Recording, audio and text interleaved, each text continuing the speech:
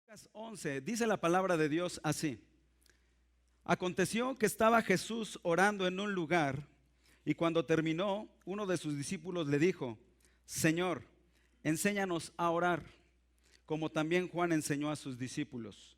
Y les dijo: cuando oréis, decid: Padre nuestro que estás en los cielos, santificado sea tu nombre, venga tu reino, hágase tu voluntad, como en el cielo, así también en la tierra. ¿Pueden leer junto conmigo el versículo número 2, por favor, si son tan amables? Y les dijo: cuando oréis, decid: Padre nuestro que estás en los cielos, santificado sea tu nombre, venga tu reino, hágase tu voluntad, como en el cielo, así también en la tierra. Inclinemos nuestro rostro, vamos a orar. Señor, hoy en esta mañana agradecemos tu presencia y queremos pedirte tu dirección y que seas tú, Espíritu Santo, tomando el control a partir de este momento. Abre nuestros corazones, abre nuestra mente, mi Dios, quita todo obstáculo, toda distracción, que podamos estar atentos a tu palabra. Ten misericordia de nosotros como iglesia, Señor, y derrama de tu palabra hoy. Que cada uno de nosotros sea una tierra fértil en la cual tu semilla pueda ser sembrada y pueda llevar fruto, mi Dios. Te lo pedimos creyéndolo en el nombre de Jesús. Amén. Amén. Existía en un lugar, en un reino lejano, un rey que le gustaba mucho la cacería. Este rey era muy hábil cazando animales y a su lado siempre tenía un siervo fiel que era de toda su confianza, y este siervo siempre le acompañaba para dichas cacerías. En una mañana ellos dispusieron, prepararon sus armas y salieron hacia la jungla, hacia la selva, para hacer la cacería de ese día. De repente y de manera imprevista, un tigre salió de la nada y los atacó. No pudieron accionar sus armas de momento, y el tigre, en el afán de lastimar, de querer devorar, quizás satisfacer su hambre, lastimó al rey y le cercenó el dedo meñique de su mano derecha.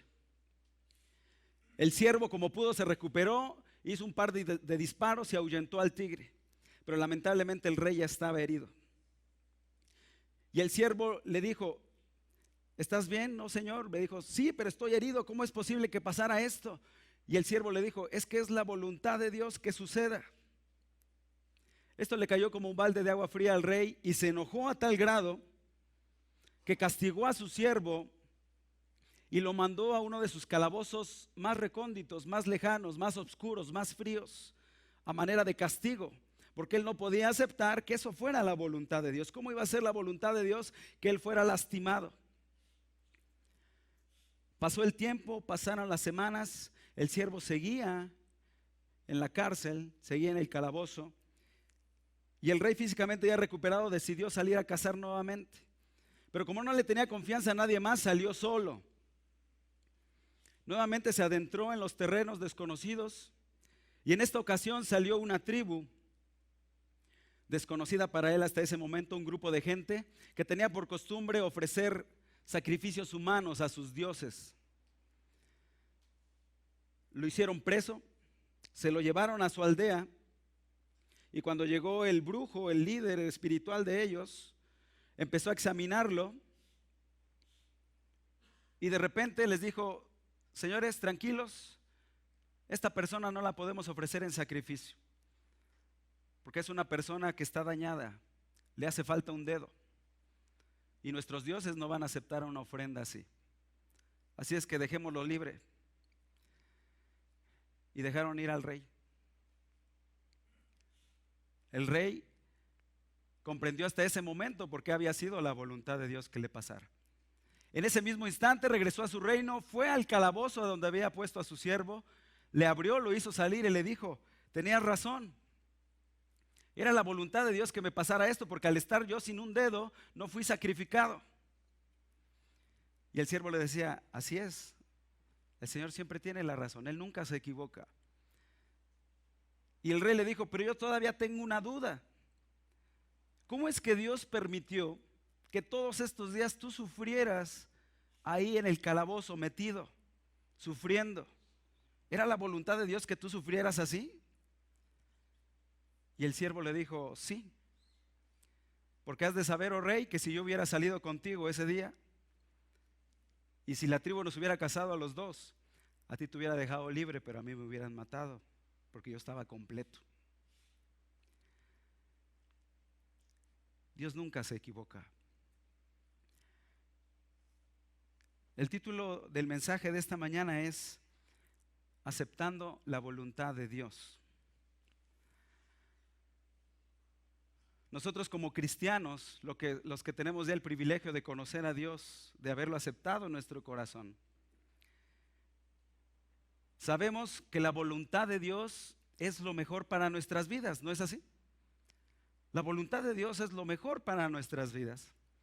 A tal grado que en su palabra, en Romanos 12:2, nos dice que esa voluntad de Dios es buena, es agradable y es perfecta. Acompáñenme por favor, si es tan amable, en Romanos, capítulo número 12,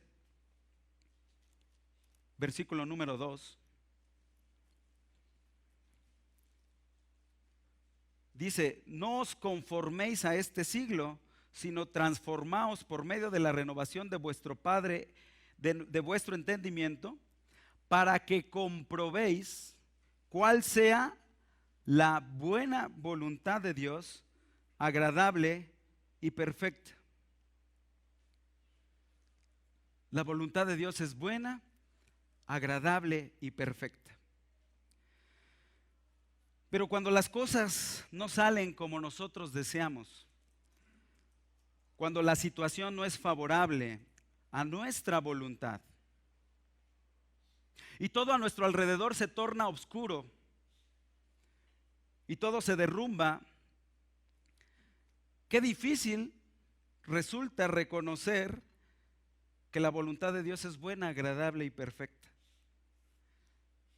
Es justo en ese momento oscuro y de desesperación cuando nos cuesta aceptar la voluntad de Dios para nuestras vidas, ya que nuestra mente humana no nos permite entender ni comprender lo que está sucediendo en ese momento. Las circunstancias son tan adversas a nuestro alrededor que no podemos entender que esa sea la buena voluntad de Dios.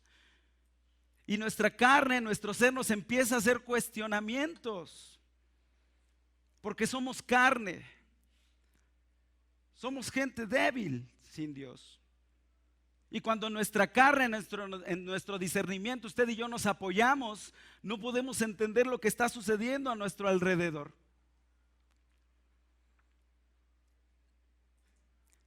Tengo que sincerarme con ustedes.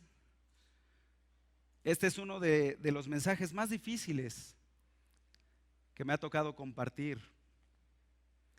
Y sin embargo, pues Dios me indicó que lo hiciera. Yo no me puedo oponer a la voluntad de Dios. Nosotros como familia recientemente tuvimos la pérdida de un familiar querido. Mi sobrino fue llamado a la presencia de Dios. Y justo en ese momento, en lo personal, no lograba yo entender la situación. Son momentos complicados para la familia, no entendemos en nuestra capacidad humana el por qué. Dios sí lo sabe. Pero en esta condición humana es difícil reconocer y aceptar que la voluntad de Dios es agradable y perfecta. También nosotros como familia estamos en un tiempo de crisis, de enfermedad. No entendemos por qué.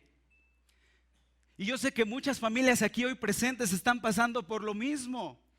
Estamos pasando por situaciones críticas de enfermedad, donde nos cuestionamos y decimos, ¿por qué, Señor? ¿No es posible que esté sucediendo esto? ¿No es posible que mi familiar esté padeciendo esto? Y en esos momentos complicados, cuando realmente en carne propia lo vivimos, es cuando nuestra fe empieza a tambalearse, cuando nuestra capacidad de confianza en Dios empieza a ser cuestionada, porque lo hacemos con nuestra mente humana. Pero justo en la manera en cómo iniciamos este mensaje leyendo Lucas 11:2, cuando Jesús nos enseñó a orar, Él en esa oración nos indicó que teníamos que, usted y yo, aceptar la voluntad de Dios. Y a veces esta parte de la Escritura solamente la acostumbramos a decir por mero trámite, por costumbrismo. Padre nuestro que estás en el cielo, santificado sea tu nombre, venga tu reino. Pero no nos damos cuenta de lo que estamos diciendo cuando expresamos: hágase tu voluntad en el cielo y en la tierra. Ahí es donde usted y yo le expresamos y le damos carta abierta a Dios: Señor, hágase tu voluntad, no mi voluntad, no mi deseo, no lo que yo hubiera querido, tu voluntad.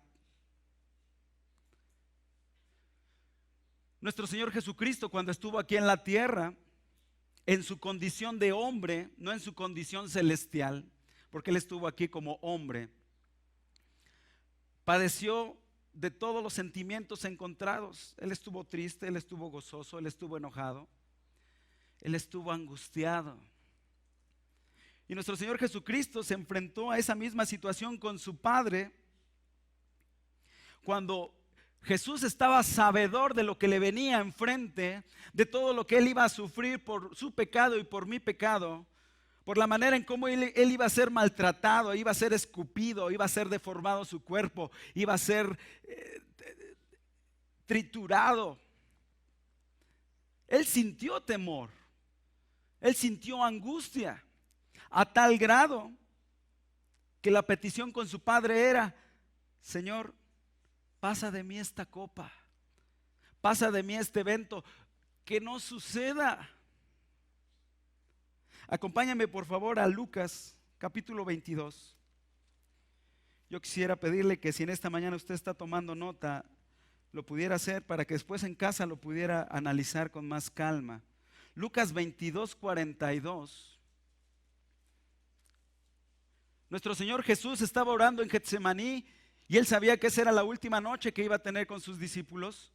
Y en el versículo 22:42 decía, en el 41, y Él se apartó de ellos a distancia como de un tiro de piedra y puesto de rodillas oró, diciendo, fíjese cómo le decía el Señor Jesús a Dios: Padre, si quieres, pasa de mí esta copa, pero no se haga mi voluntad, sino la tuya. Desde ahí había plena apertura de nuestro Señor Jesús para con su Padre, diciéndole: Señor, si tú quieres, por favor no permitas que yo vaya a sufrir todo esto, pero que no se haga mi voluntad, sino que se haga la tuya. En Mateo 26, donde hace referencia al mismo pasaje, esta oración nuestro Señor Jesucristo la hizo no solo una vez, no la hizo 2 veces, la hizo 3 veces, para que imaginemos usted y yo la angustia y la necesidad que Él estaba sufriendo en ese momento. 3 veces le pidió lo mismo a Dios: si tú quieres que pase de mí esta copa, por favor, Señor, pero no se haga mi voluntad, sino que se haga la tuya. Se requiere de mucha fortaleza y plena disposición de obedecer a Dios para asimilar su voluntad. Y normalmente en la Escritura vemos algunos ejemplos, y uno de los más ocurridos en este tipo de situaciones, de instancias, es precisamente lo que le sucedió a Job. Y muchos de nosotros lo sabemos. Acompáñame por favor al libro de Job. Job capítulo número 1.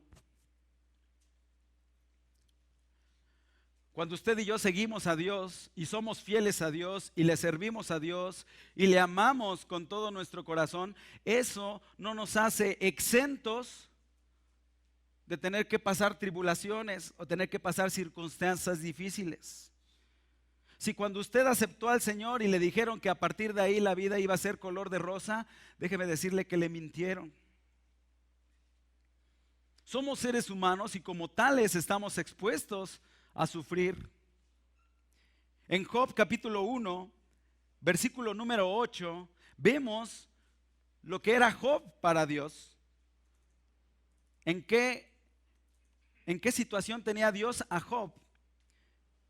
1:8 dice: y Jehová dijo a Satanás: ¿no has considerado a mi siervo Job, que no hay otro como él en la tierra, el cual es varón perfecto y recto, temeroso de Dios y apartado del mal? ¿Qué características? No había otro como él en la tierra. Podríamos decir, wow, va a estar bajo la protección de Dios siempre. No tendría por qué sufrir, ¿no es cierto? Mas sin embargo, Dios en su voluntad permitió. Y a partir del versículo número 13, vemos cómo todas sus pertenencias se van destruyendo. Y un día aconteció, versículo número 13, que sus hijos e hijas comían y bebían vino en casa de su hermano el primogénito. Y vino un mensajero a Job y les dijo: estaban arando los bueyes y las asnas paciendo cerca de ellos, y acometieron los sabeos y los tomaron y mataron a los criados a filo de espada. Solamente escapé yo para darte la noticia. Aún estaba hablando cuando vino otro que dijo: fuego de Dios cayó del cielo, que quemó las ovejas y a los pastores y los consumió, y solamente escapé yo para darte la noticia. 2 golpes que le estaban dando a Job en ese momento. Versículo 17, todavía estaba hablando y vino otro que dijo: los caldeos hicieron 3 escuadrones y arremetieron contra los camellos y se los llevaron y mataron a los criados a filos de espada, y solamente escapé yo para darte la noticia. Todo se estaba derrumbando. Versículo 18, entre tanto que hablaba, vino otro que dijo: tus hijos y tus hijas, todos, estaban comiendo y bebiendo vino en casa de su hermano el primogénito, y un gran viento vino del lado del desierto y azotó las 4 esquinas de la casa, la cual cayó sobre los jóvenes y murieron. Y solamente escapé yo para darte la noticia.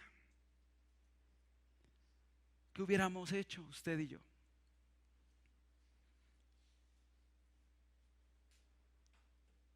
Vemos la reacción de Job en el versículo número 20. Entonces Job se levantó y rasgó su manto y rasuró su cabeza y se postró en tierra. ¿Y qué hizo? Adoró. Y nuestra mente humana no nos cabe. Cuando usted y yo nos dejamos apoyar por nuestra mente, ¿cómo es posible que adore en esa situación?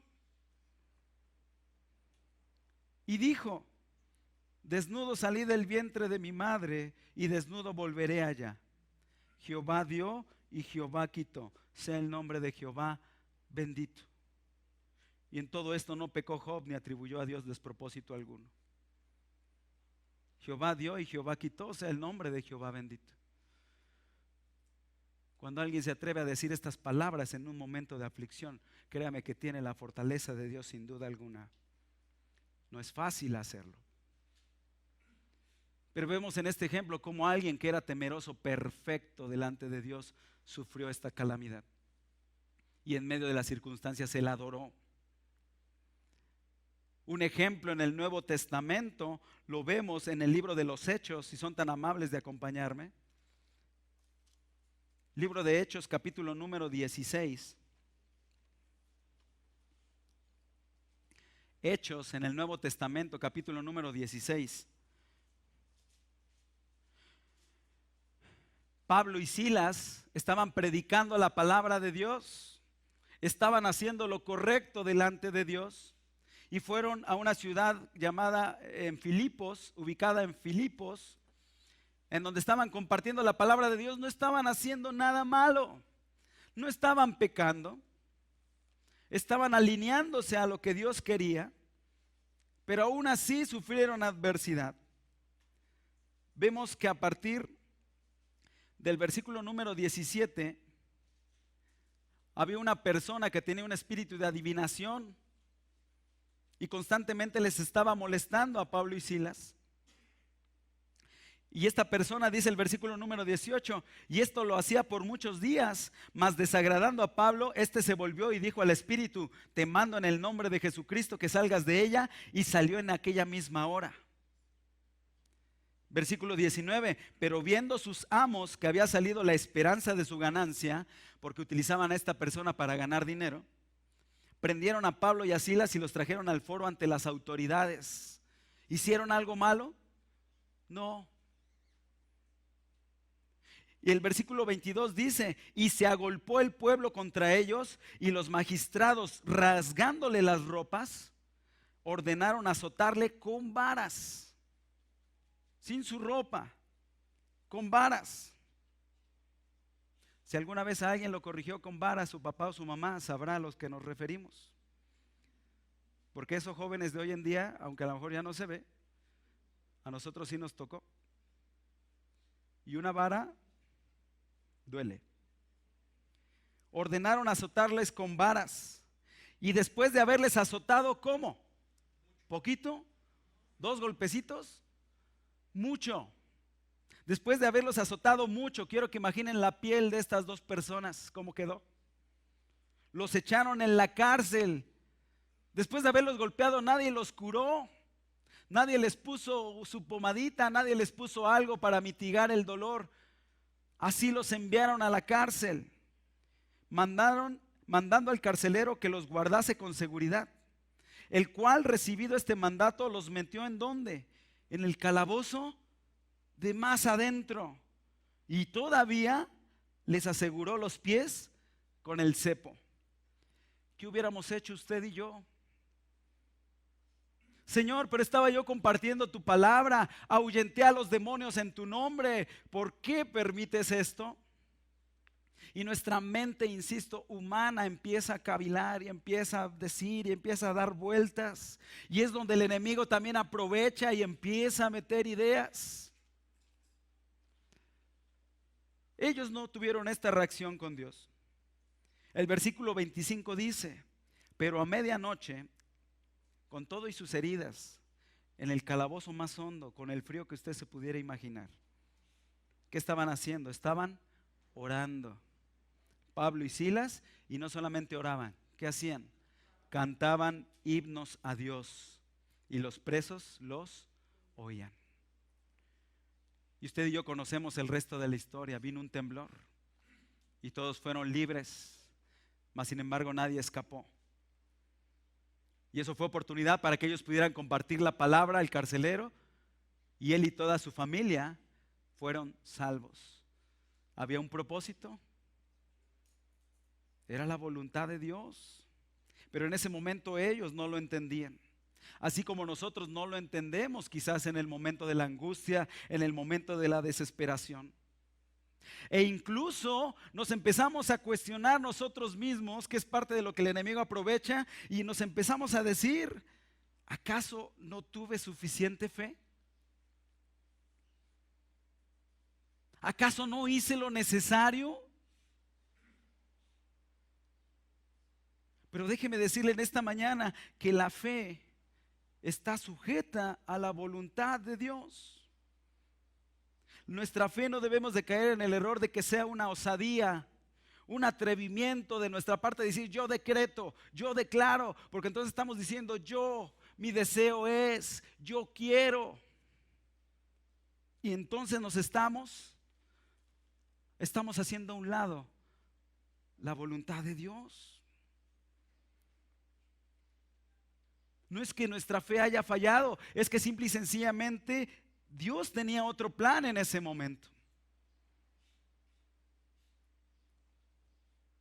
La fe siempre está basada en su palabra y en la voluntad de Dios. Definitivamente, mi hermano, mi hermana, nuestras fuerzas físicas como seres humanos va a ser muy complicado aceptar la voluntad de Dios. Necesitamos de su ayuda divina, escúcheme bien. Necesitamos permitir de su ayuda divina en nuestra mente y en nuestro corazón para poder salir adelante en esos momentos complicados. Y en este tiempo que me queda, quisiera que juntos pudiéramos aprender algunas maneras de cómo aceptar la voluntad de Dios en nuestras vidas, a pesar de todas las circunstancias adversas. La primera manera, el primer punto, la primera forma en la cual usted y yo podemos aceptar la voluntad de Dios es admitir la soberanía de Dios.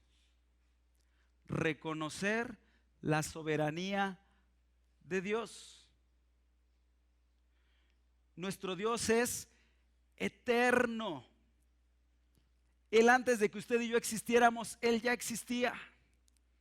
Él existe y nunca dejará de existir.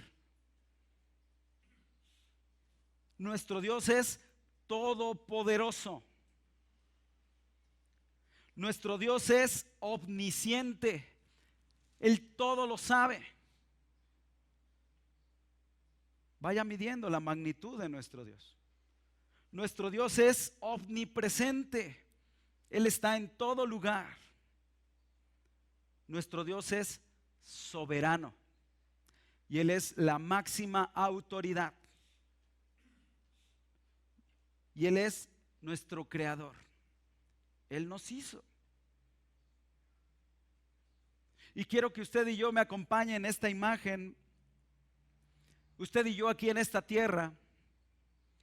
Visualícese usted mismo. Y de repente ampliamos el zoom y nos vemos envueltos en millones y millones de personas. Ahí estamos. ¿Sí me va siguiendo? Se amplía el zoom y está toda la plenitud de la tierra, todos los habitantes de la tierra. Volvemos a ampliar el zoom y la tierra ahora en nuestro sistema solar se convierte así. Y nuestro sistema solar en la Vía Láctea se convierte así. Y la galaxia en la cual estamos, de acuerdo a la ciencia, está así. Y se llega a decir que por cada grano de arena que hay en nuestro planeta hay una galaxia o hay un universo. ¿Eso cómo nos deja ante nuestro Dios? ¿Quiénes somos? Si nuestro Dios no somos nadie. Y Él tuvo a bien crearnos y ponernos en esta tierra. Y por lo tanto, usted y yo no nos podemos poner al tú por tú con Él. Tenemos que admitir la soberanía de Dios.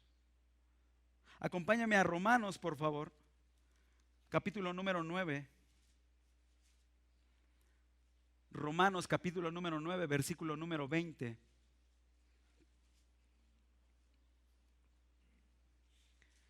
Romanos 9:20 dice la palabra de Dios: mas antes, oh hombre, ¿quién eres tú para que alterques con Dios?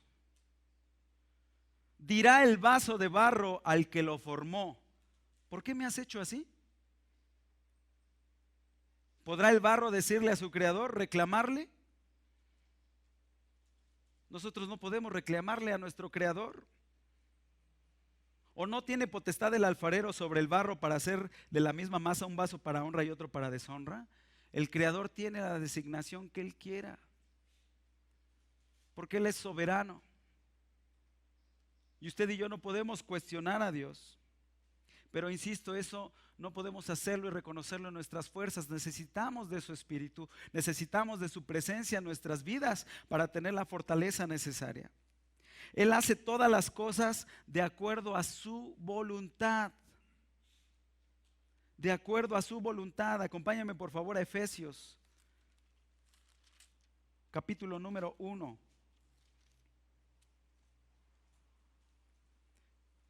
Versículo número 11. Efesios 1:11.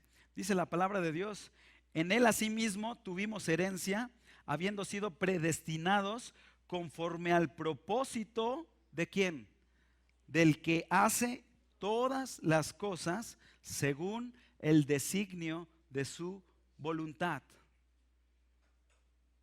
Él hace todas las cosas en base al designio, a la decisión que Él tome en base a su voluntad.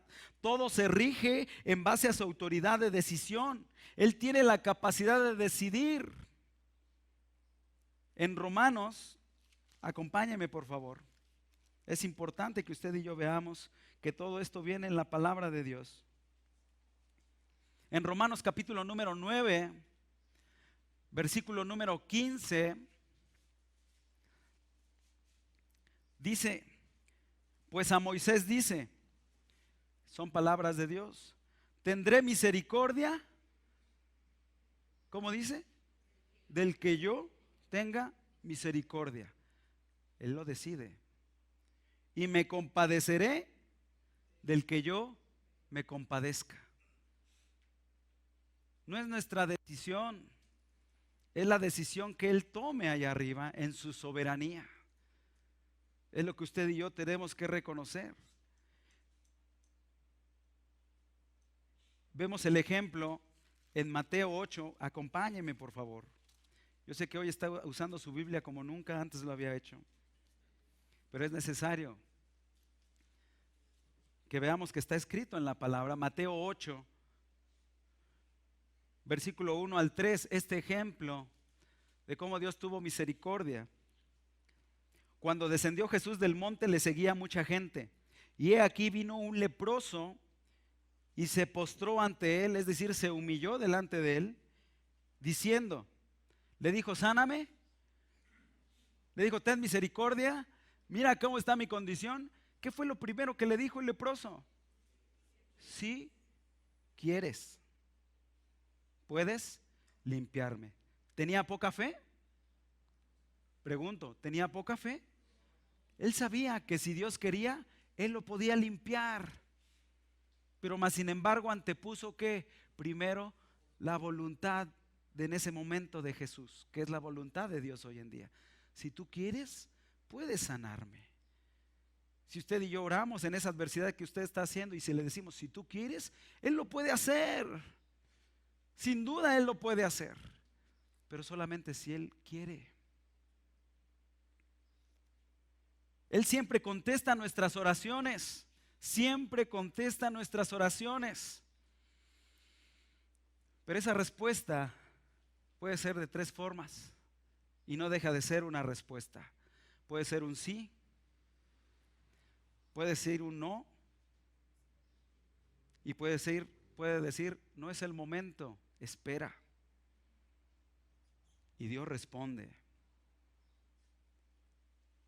Nosotros como padres, cuando algún hijo se acerca con nosotros y nos dice, oye papá, dame esto porque lo necesito, pero nosotros como padres sabemos que no le va a ser útil, le decimos no, pero no por eso no le contestamos. ¿Sí me explico? Si hubo una respuesta de nuestra parte, pero le dijimos no, porque sabemos que no le conviene. Y cuando de repente recibimos un no de respuesta de parte de Dios, choca, no podemos entenderlo. En ese momento nosotros no lo podemos entender, pero Dios sabe por qué, en base a su voluntad. Lo primero que usted y yo tenemos que hacer para aceptar la voluntad de Dios es reconocer su soberanía. Él es la máxima autoridad y Él es el que decide. El siguiente punto de cómo podemos nosotros aceptar la voluntad de Dios es saber que nuestros pensamientos no se comparan con los pensamientos de Dios. Saber que Dios, desde su perspectiva divina, ve las cosas diferente a como usted y yo las miramos en nuestra perspectiva humana. Dios piensa distinto a como pensamos usted y yo. Él, al ser un Dios eterno, fíjese bien, al ser un Dios eterno, no se limita a ver nuestra perspectiva de nuestra corta existencia aquí en la tierra. Nuestra existencia, lo dice la palabra de Dios, es como neblina que se esfuma, es como la flor que florece y al otro día ya no está. Nuestro pasar por este mundo es fugaz. La mente de Dios no se limita a ese espacio de tiempo. Él va mucho más allá. Él puede ver lo que usted y yo no podemos ver. Él sabía lo que venía adelante, lo que usted y yo no sabemos. Él ve mucho más allá. Él ve a la eternidad. Acompáñame por favor en Isaías, capítulo número 55. Libro de Isaías, capítulo número 55. Versículo número 8. Y esta es palabra de Dios. El Señor nos dice hoy en esta mañana, 55:8 de Isaías: porque mis pensamientos, nos dice el Señor, no son vuestros pensamientos, ni vuestros caminos, mis caminos, dice Jehová. Versículo 9, para que veamos la diferencia. Como son más altos los cielos, y al referirnos a los cielos no es el cielo azul que vemos, las estrellas, el cosmos, todo lo que hay allá afuera. Imagínense esa altitud. Como son más altos los cielos que la tierra, así también son mis caminos más altos que vuestros caminos, y mis pensamientos más que vuestros pensamientos. El Señor siempre va a saber el por qué en base a su pensamiento y en base a lo que Él mira, no a lo que nuestra condición humana mira. Por lo tanto, usted y yo no nos debemos apoyar en nuestros pensamientos.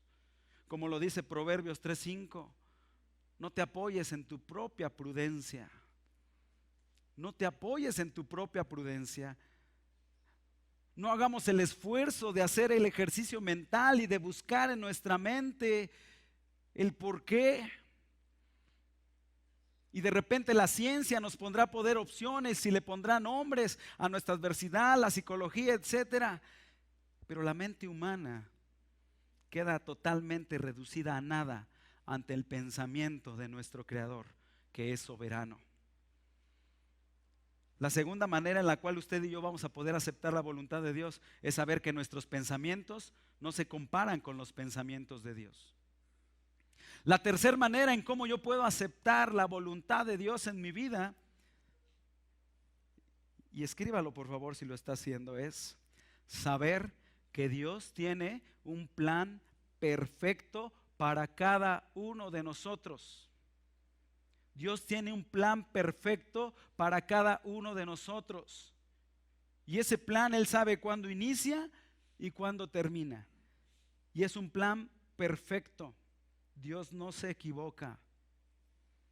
Dentro de sus pensamientos, que ya vimos que son diferentes y mucho más altos que los nuestros, dentro de esos pensamientos, Él tiene pensamientos de bien para nosotros. Acompáñame a Jeremías, por favor. Jeremías capítulo número 29.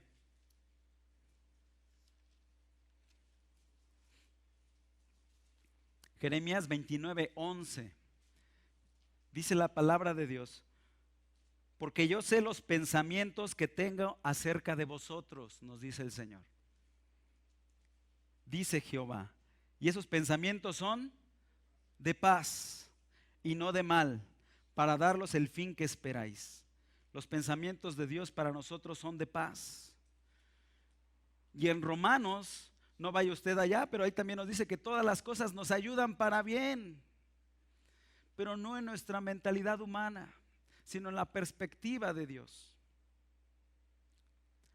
La voluntad de Dios no siempre es agradable a nuestras vidas, pero es lo mejor para nuestras vidas porque se rige al plan que Dios tiene para cada uno de nosotros. La voluntad de Dios no siempre estará en perfecta resonancia o concordancia con nuestra voluntad. En ocasiones la voluntad de Dios no va a estar alineada con mi voluntad, con mis planes, con nuestros sueños, con nuestros deseos.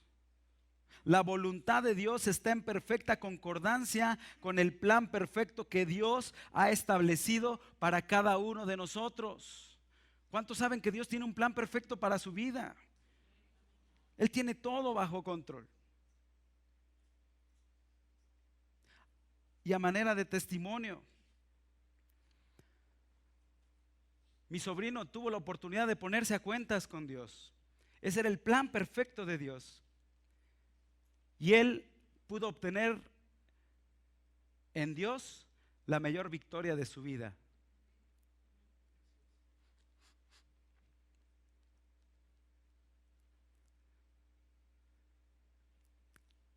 Ese era el plan de Dios. Pero Él obtuvo la victoria eterna.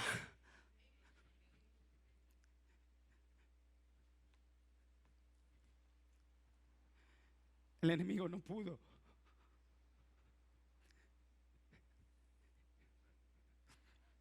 Y el plan de Dios era perfecto para Él. Le dio la victoria eterna. Y eso nos mueve a estar agradecidos con Él. Él nos escogió a nosotros y no nosotros a Él.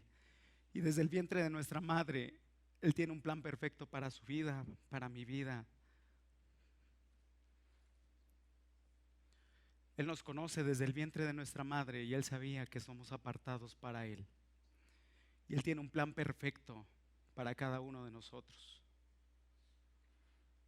Dios nunca se equivoca. Aceptar la voluntad de Dios es saber que Dios tiene un plan perfecto para mi vida y para todos los que creemos en Él. Y por último, para que usted y yo aprendamos a aceptar la voluntad de Dios, es saber que nuestra vida está en sus manos y que Él nunca nos va a dejar solos. Para que yo acepte la voluntad de Dios es comprender y entender que mi vida, su vida, la vida de su familiar que está sufriendo enfermedad, la vida de su familiar que está sufriendo una desgracia, la vida de su familiar está en las manos de Dios. Y nada ni nadie nos podrá separar de su amor.